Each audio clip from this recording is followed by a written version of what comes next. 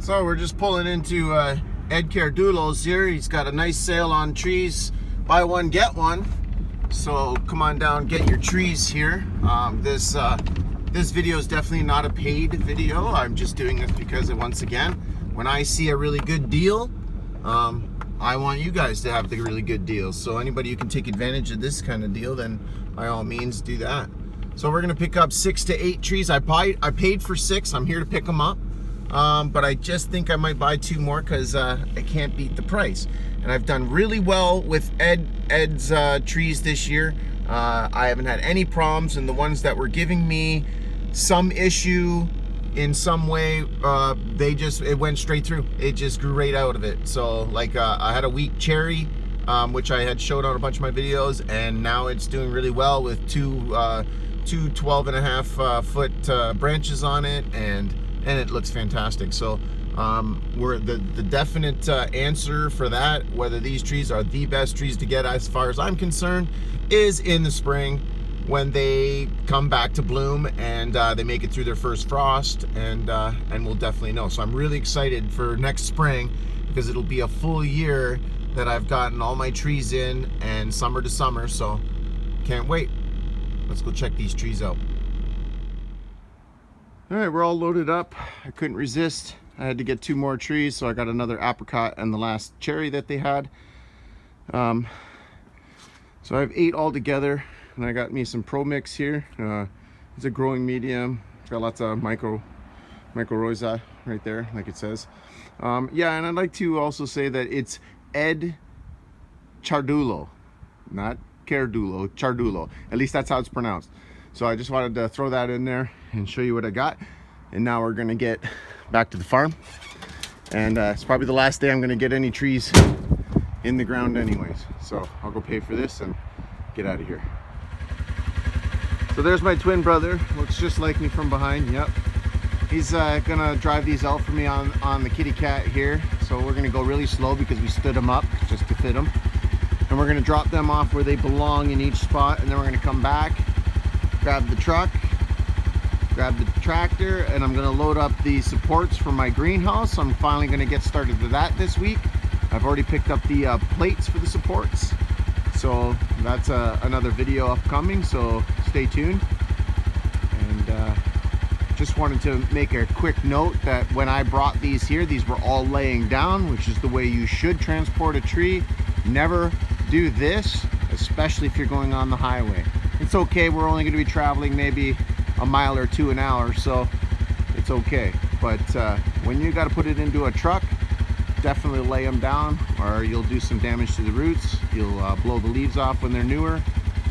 They might be a little easier when they're older, but I wouldn't risk it. Just lay them down, it won't hurt them. Okay, so with my brother's help, we've been able to find locations for the 8 fruit trees, which is the last of my fruit tree buying this year.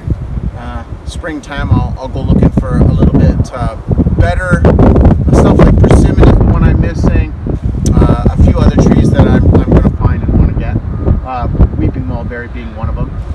So yeah, I'm going to get these in the ground, and that's pretty much all I'm going to be doing for the food forest this year, next to maybe finding mulch and adding to these beds and making sure that they're going to be nice and ripe for spring.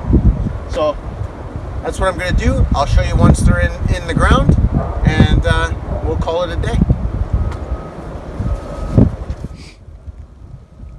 Okay, so I'm finished now. 8 trees are in the ground.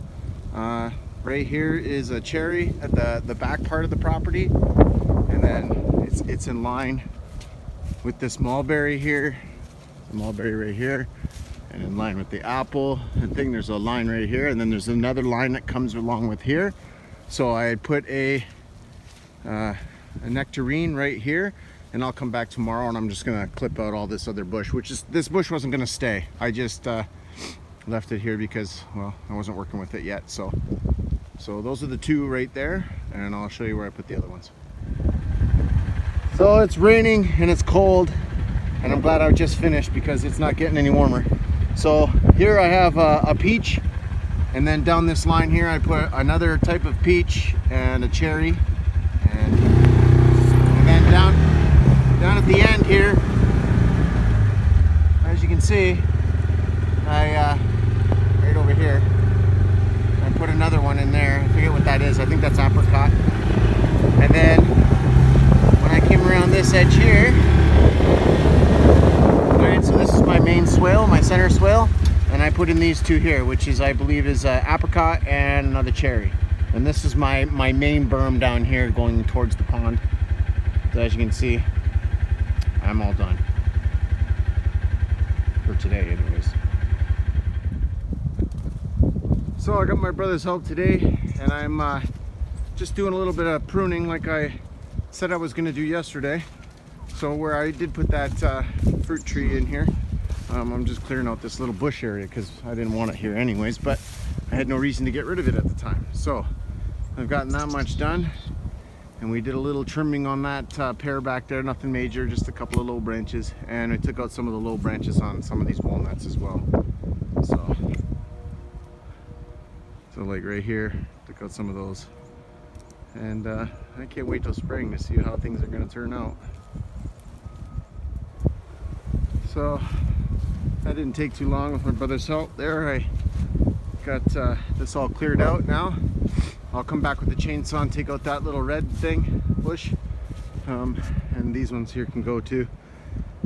Again, I left some stuff up for, you know, nature reasons, but eventually it'll all come down because it's going to get replaced with something edible or medicinal. So that's my big job for today anyways. And I just got to get some straw and put it on top of these like I did with all my trees, and I'm done.